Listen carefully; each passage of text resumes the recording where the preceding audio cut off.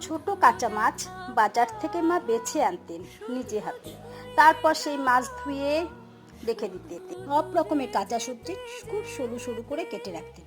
তারপর দিতেন তার মধ্যে কুচনো পেঁয়াজ বেশ খানিকটা, চেরা কাঁচা লঙ্কা, আন্দাজ মতো নুন, হলুদ আর সামান্য সর্ষের তেল।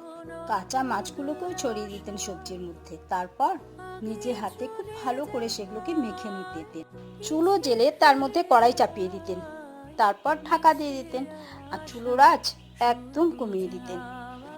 মাঝে ঢাকনা খুলে সবজিগুলোকে উল্টে পাল্টে দিতেন। সেদ্ধ হয়ে গেলে, জলটা শুকিয়ে গেলে নামিয়ে নিতেন। পুরো ঘর গন্ধে মো মো করতো। আর মায়ের হাতে সেই চচ্চড়ি ছিল আমাদের দুপুরের ভাত ঘুম।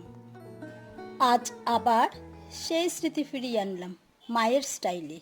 হয়তো রান্নাটা এক, কিন্তু মায়ের হাতের স্বাদ সেটা তো আর ফেরে না।